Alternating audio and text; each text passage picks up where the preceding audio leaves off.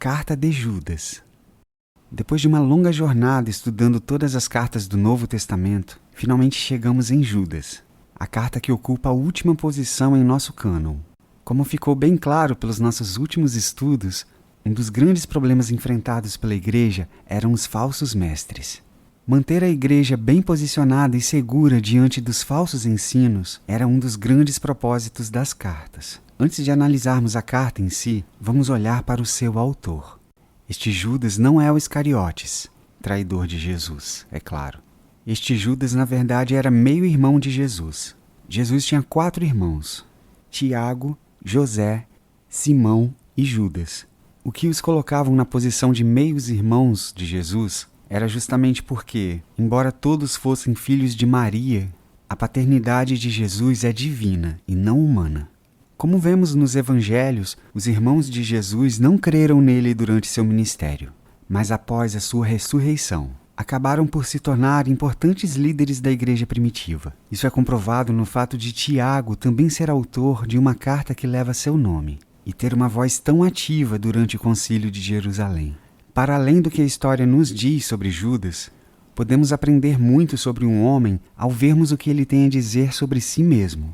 E Judas inicia sua carta se definindo como irmão de Tiago e servo de Cristo. Embora alguns definissem como irmão do Senhor, ele preferia se intitular de irmão de Tiago e servo de Cristo. Que grande mudança desde os dias em que a família de Jesus afirmava que ele estava fora de si. Agora, o propósito da vida deles era servir a este homem que, como ficou bem claro, era um único soberano e Senhor. Diferente da maioria das cartas de Paulo, que eram endereçadas a igrejas específicas, Judas não deixa claro quem eram seus leitores.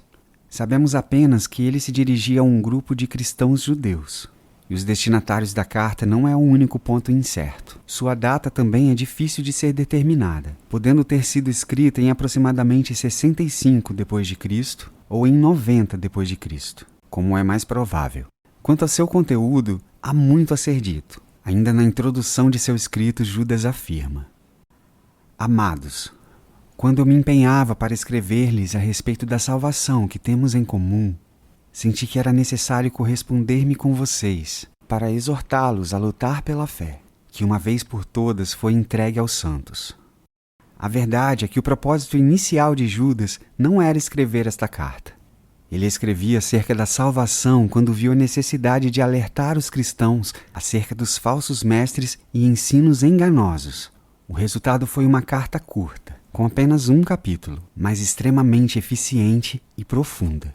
A urgência que Judas expressa se dá ao fato de homens ímpios e libertinos terem se infiltrado neste grupo de cristãos e estarem pervertendo sua fé. Mas o que estes homens ensinavam, afinal? Neste caso, provavelmente se tratava de professores gnósticos. Os gnósticos se opunham a 2 dos dogmas básicos do cristianismo: a encarnação de Cristo e o chamado à ética cristã. Esta heresia afirmava que o corpo era maligno. Eles ensinavam que Jesus apenas parecia ser humano, mas não era. Esta heresia, infelizmente, ganhou muita força e foi necessário muito cuidado e dedicação dos líderes da igreja primitiva para ser combatida. Eles ensinavam também que os cristãos podiam fazer o que bem quisessem, sem temer punição, pois não levavam a sério a santidade e a justiça de Deus. É por isso que Judas afirma que estes homens ímpios haviam chegado ao ponto de negar a Jesus Cristo.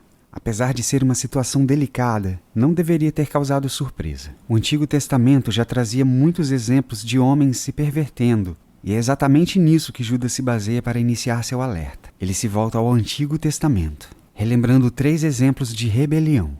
O primeiro deles é referente à nação de Israel, que, mesmo depois de ser liberta do Egito, teve os incrédulos destruídos pelo Senhor. Relembra ainda como os anjos, que antes eram puros, se rebelaram e agora eram mantidos sob trevas, esperando o juízo. Por fim, ele fala do ocorrido em Sodoma e Gomorra, um povo perverso que foi varrido da face da terra. A mensagem era clara: se o Senhor já puniu estes rebeldes, puniria também estes falsos mestres. É na carta de Judas que encontramos o registro de que o arcanjo Miguel havia lutado com o diabo pelo corpo de Moisés. Uma história que era obviamente muito corrente na tradição oral. conhecida por aqueles que cresceram cercados da literatura judaica.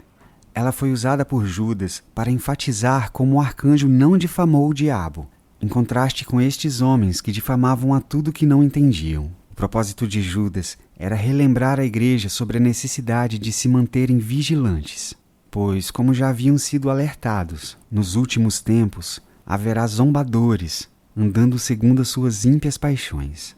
A igreja é convocada por Judas a permanecer firme, se edificar na fé e se manter no amor de Deus, tendo compaixão dos que estavam em dúvidas. Afinal, se o falso ensino traz divisão, o ensino correto, difundido em amor, unifica o corpo de Cristo.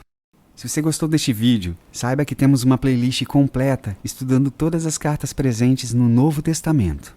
Estes escritos, que foram tão importantes para a igreja primitiva, seguem sendo valioso para nós. A melhor forma de vencer a mentira é conhecer a verdade.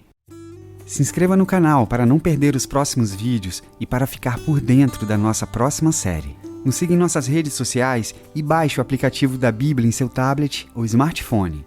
Até a próxima!